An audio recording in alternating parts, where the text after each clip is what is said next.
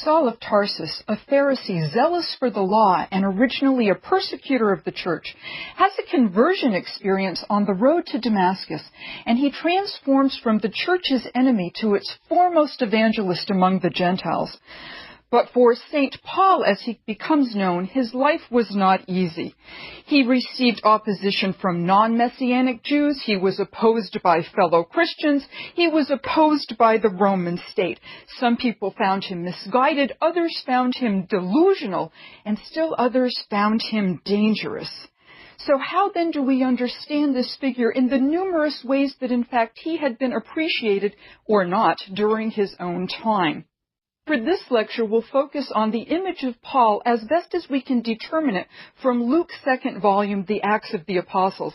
And then in the next lecture, we'll look at Paul's own epistles to see how we can reconstruct his biography from his own writings. Paul, as far as we can tell, and this is information primarily from Acts, was born between the years 1 and 10 Common Era in Tarsus, which was a Stoic stronghold in Silesia, in other words, the southern coast of Asia Minor. Tarsus actually was a university town, as it were. Trade had helped the city grow. By the first century, it was quite prosperous. We might compare it today to, say, Chapel Hill, North Carolina, or if we wanted to keep that ancient convention idea, say Athens, Georgia. It was intellectually lively, it was culturally rich, and actually it was the home of many figures who are recalled even today in the history of philosophy.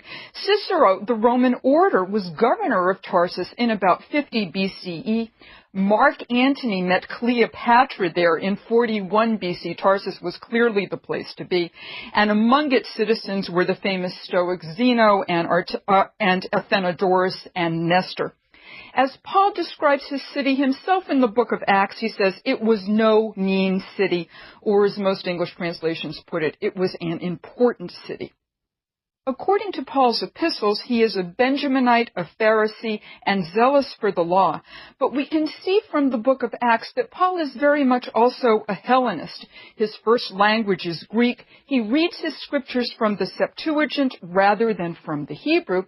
And yet Acts also tells us that Paul was educated at the feet of Gamaliel, a very well-known Pharisee and rabbi.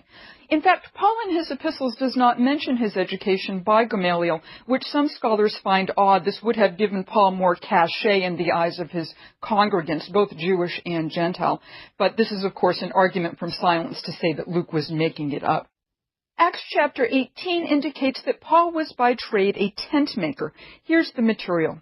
When Paul visits Corinth, he finds a Jew named Aquila, a native of Pontus, who had recently come over from Italy with his wife Priscilla, because Claudius had ordered all the Jews expelled from Rome. This is about the year 49 of the Common Era. Paul went to see them, and Luke tells us, because he was of the same trade, he stayed with them, and they worked together. They were all tent makers. Paul will later in Acts remind the elders of the church in Ephesus, you know for yourselves that I work with my own hands to support myself and my companions. And I mention this verse not only because it gives us a sense of Paul's unwillingness to accept money for himself from his churches, but also because following this line, Acts records a statement from Jesus that we don't find in the Gospels specifically. It is more blessed to give than to receive.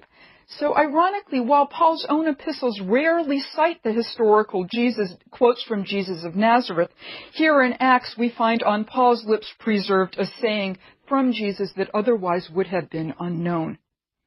Luke introduces us to Paul at the scene of Stephen's martyrdom. As Acts 7 and then moving into chapter 8 puts it, the witnesses, and we know witnesses is a Lucan technical term, the witnesses laid down their garments at the feet of a young man named Saul, and Saul was consenting to the death of Stephen. By the next verse, we're told that Saul had ravaged the church and was entering house after house, dragging off men and women and committing them to prison. And following the interlude of the mission of Philip to Samaria and the conversion of the Ethiopian eunuch, Luke turns back to Paul, and we learn that Saul, his name has not yet switched over, Saul, still breathing threats and murder against the disciples of the Lord, went to the high priest and asked from him letters to the synagogues at Damascus, so that if he found any who belonged to the way, men or women, he might bring them bound to Jerusalem.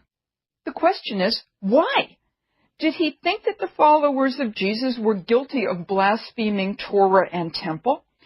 Did he perhaps see them as a political danger in that they were suggesting to Gentiles in the synagogue, God-fearers, that those Gentiles ought not to follow Roman civil religion anymore? And we've already talked about the problems, particularly that Gentiles of the upper classes would have had they joined the Christian movement. Why pursue those in the diaspora and return them to Jerusalem rather than go against the Jerusalem church itself? Again, this may be a problem that Paul, before his conversion, found with Christian proclamation. Perhaps he thought those Christians in the diaspora were making life difficult for Jews.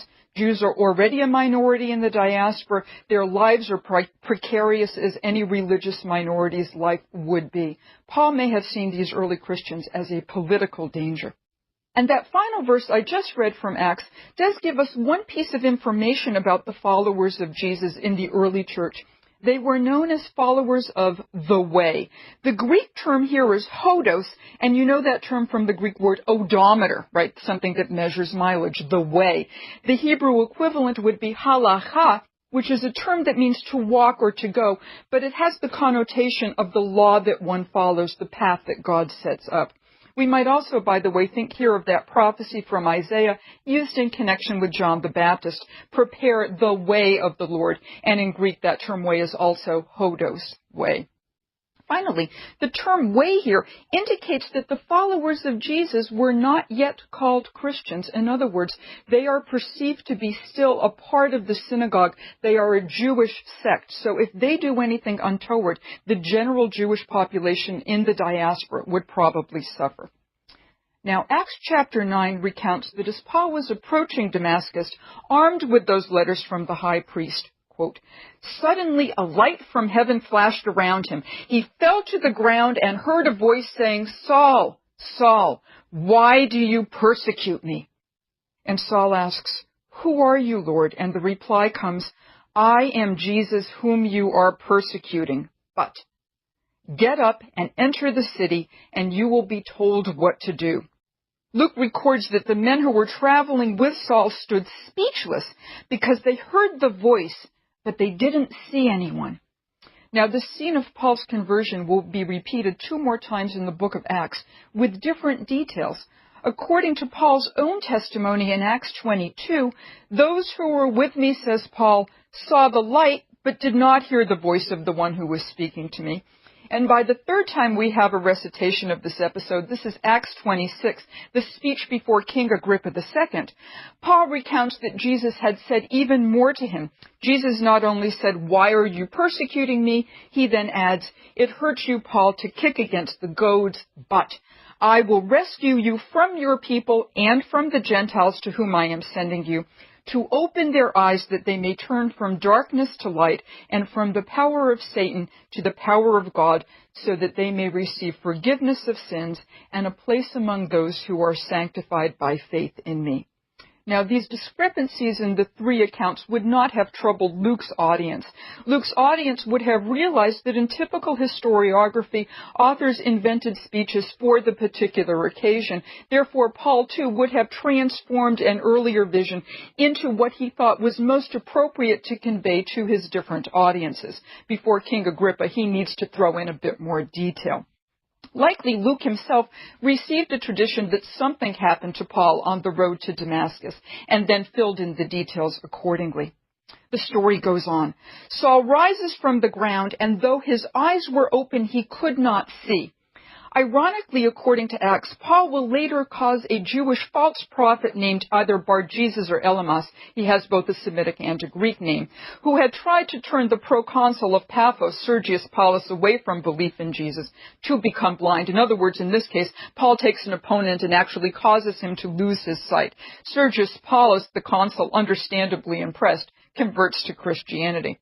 Thus, Paul functions and acts somewhat the way that Peter does, as we saw with the occasion of the deaths of Ananias and Sapphira, the couple who had withheld funds from the church. Luke makes it very clear, do not cross an apostle. You may die. You may lose your sight. What happens to Paul? He is led by the hand and brought to Damascus, where he fasts for 3 days. And then we're told there was a follower of the way named Ananias who also receives a vision of Jesus. He's told to go to the home of one Judas, where he would find Paul. He is to lay his hands upon Paul and cure Paul of blindness. Ananias is understandably hesitant. Lord, he says, I have heard from many about this man and how much evil he's done to your saints in Jerusalem. But Jesus insists that Paul is his quote-unquote chosen instrument, chosen vessel, who will bring his name before the Gentiles and kings and the people of Israel. And perhaps to assuage Ananias' sense of what is correct, Jesus adds, I myself will show him how much he must suffer for the sake of my name. Cured by Ananias, Paul begins to proclaim the Christ in the synagogues of Damascus, and the Jews seek to kill him. No rationale is given for this enmity, and Luke will in fact continually depict Paul city by city going first to the synagogues, being rejected by the majority of Jews, and then turning to the Gentiles where he will find a much more ready audience. In this particular episode, where the Jews are seeking to kill him, Luke says that Paul escapes by being let down over the wall in a basket. And in fact, Paul himself in 2 Corinthians refers to this episode. He says, the ethnarch under King Aretas had guarded the city of Damascus in order to seize me, but I was let down in a basket through a window in the wall. And in terms of that old line about 6 degrees of separation, this Aretas happens to be King Aretas IV of Nabatea. He ruled from 9 BCE until 41 CE. It was his daughter whom Herod Antipas divorced in order to marry Herodias. Finally, on the basket incident, there's actually a very similar story told about Rabbi Yochanan ben Zakkai, a quite well-known Pharisee who escapes from Jerusalem about the year 68 during the Roman siege of the city. How? By letting down out the wall in a basket. When Paul returns from Damascus to Jerusalem and attempts to join the disciples, Barnabas testifies to his evangelizing and that he was persecuted because of it. Now, Barnabas was a Levite from Cyprus who antedated Paul in the mission field. We met him briefly in Acts chapter 4 when we are told that he had sold a piece of his property and given the proceeds to the church. So Paul and Barnabas become missionary partners, and Barnabas is initially the leader. According to Acts chapter 15, this partnership breaks up over the question of John Mark. John Mark had accompanied the two on an earlier missionary journey, but he had left the trip in mid-journey. Barnabas wishes to bring John Mark along on their next trip, and it's possible actually that Barnabas and John Mark were related. Paul's epistle to the Colossians mentions, quote, Mark, the cousin of Barnabas. Paul, however, wants nothing to do with John Mark. This is Luke's account. Paul decided not to take with them the one who had deserted them in Pamphylia and had not accompanied them in their work, and the disagreement became so sharp that they parted company. Barnabas took Mark away with him and they sailed toward Cyprus, but Paul chose Silas and they set out. Now, according to Paul's epistle to the Galatians, Barnabas is the one who sides with Peter over the dispute about table fellowship. Should Jews be eating with Gentiles? And as Paul puts it, even Barnabas was led astray by their hypocrisy. Thus, we know from different accounts that Paul and Barnabas, originally partners, ultimately separated, but we have 2 different explanations for it. According to Galatians, it was a dispute over table fellowship with Gentiles. According to Acts, it was a dispute over whether John Mark should accompany them on their missionary journey. Now, following the Apostolic Council and the subsequent break with Barnabas, Paul and Silas continue on their missionary journeys. They stop off in Philippi, and it happens to be the Sabbath, so they go outside the city gate by the river, where the narrator tells us they supposed there would be a place of prayer. And at the river, they do find people praying. Indeed, they find women, and one, a certain woman named Lydia, a worshiper of God, who was, as Luke puts it, listening to us. And at this stage, Luke, the narrator, has switched to the first person plural. Lydia was listening to us. She was from the city of Thyatira and a dealer in purple or purple cloth. She listens to Paul, her heart is open, and we're told that she and her entire household become baptized. The conversion of Lydia marks Paul's activity not in Asia Minor, but now on European soil.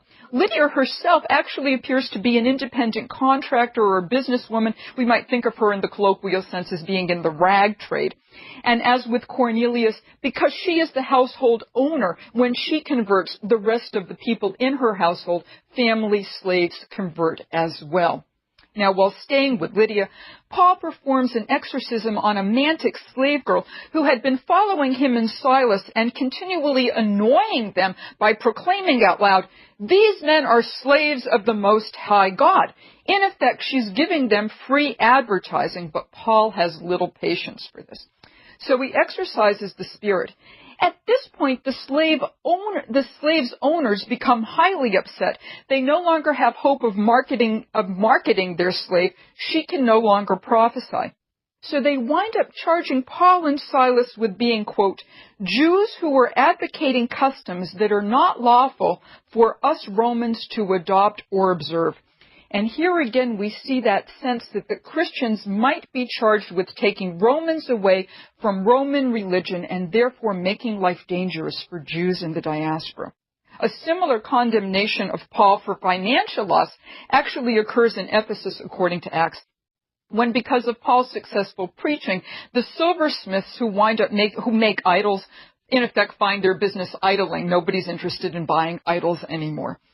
Paul and Silas are jailed, but they escape from jail in Philippi when an earthquake shakes the building's foundations. The jailer is now ready to commit suicide because he realizes if his charges escape, he will be held responsible. Paul, being the faithful, pious person he is, says, "Listen, don't worry. Please do not commit suicide." And Paul, in fact, winds up converting the jailer and the jailer's entire household.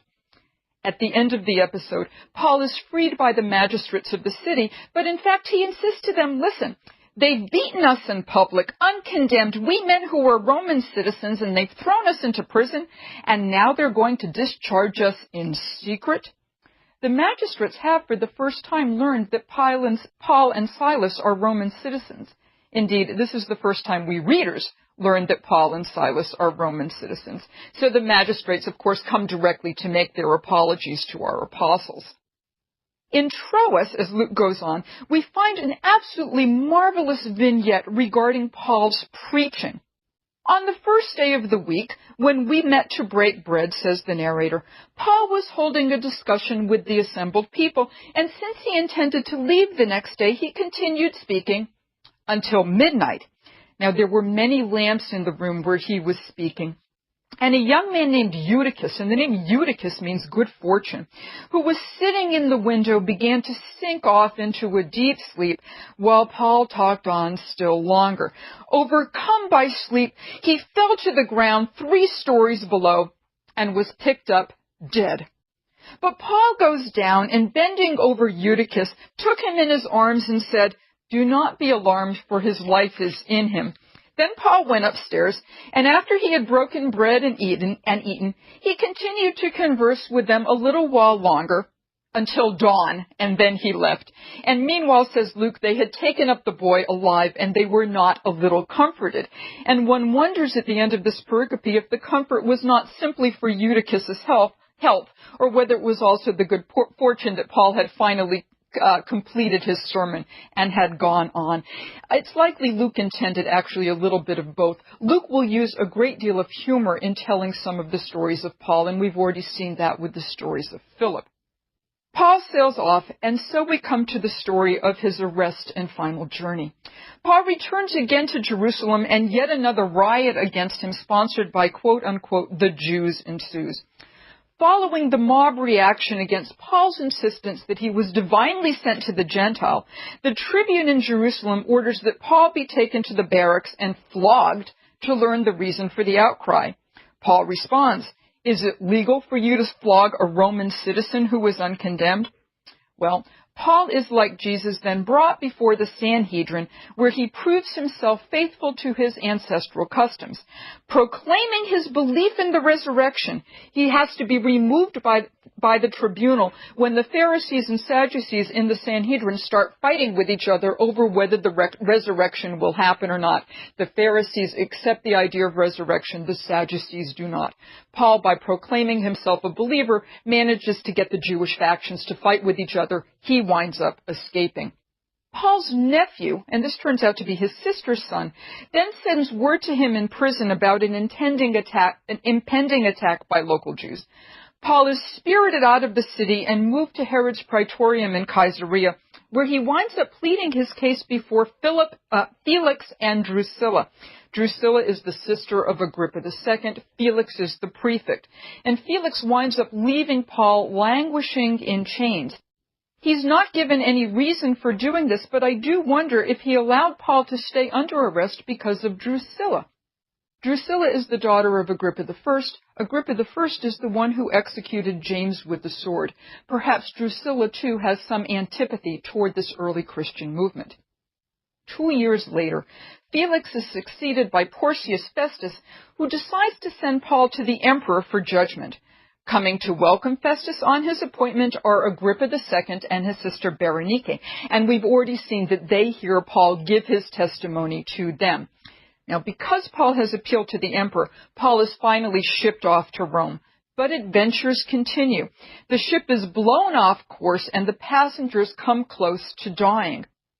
Dennis MacDonald, a biblical scholar also schooled in the classics, has suggested that Acts here, particularly chapters 27 and 28, have much in common with Homer's Odyssey, particularly books 5 and 12. Both share shipwrecks, nautical imagery, divine beings who assure safety, sailors jumping off ships, riding planks to safety, an island of hospitable strangers, the mistaking of a hero for a god, and the final sending off of the hero. And Luke then, suggests MacDonald, is using these tropes to exalt Paul and his fellow Christians, because in each case Paul winds up being the greater hero than Odysseus. While Odysseus panics, Paul is unflappable. While Zeus drowns Odysseus' crew for killing Helios' cattle, God manages to save the 276 passengers on Paul's boat from drowning. Well, the ship finally hits ground on the island of Malta, but Paul has yet to be freed from unpleasantness. We're told, Paul had gathered a bundle of brushwood and was putting it on the fire when a viper, driven out by the heat, fastened itself onto Paul's hand. So when the natives saw this creature hanging from Paul's hand, they said to one another, "This man must be a murderer. Though he has escaped from the sea, justice has not allowed him to live." And then they wait around for Paul to swell up and die. And when he doesn't, the locals conclude, he must be divine. He is protected from poisonous snakes. Helpfully, Paul then proceeds to cure the father of Publius, the leading man on the island, as well as the rest of the people on the island who had diseases. Acts ends with Paul in Rome. Luke tells us Paul was allowed to live by himself with the soldier who was guarding him. And he was, as he shows us not only in Acts 28, but also in the Epistle to the Philippians and in 2 Timothy, bound by a chain. And this was typical Roman practice. One did not have to be put in prison. All the Romans needed to do was chain someone up. So Paul simply could not escape. And he wore those chains for years. There in Rome, he calls together the local leaders of the Jews and proceeds to justify himself. Some believe and some do not. Paul, at the end of Acts, cites from the prophet Isaiah a passage already cited by Jesus in the Gospels. "Go to this people and say, you will indeed listen, but never understand." And Paul concludes, "Let it be known to you then that this salvation of God has been sent to the Gentiles. They will listen." And Luke ends this second volume by remarking that Paul had lived in Rome 2 whole years at his own expense. This could also be translated in his own hired dwelling, and welcomed all who came to him.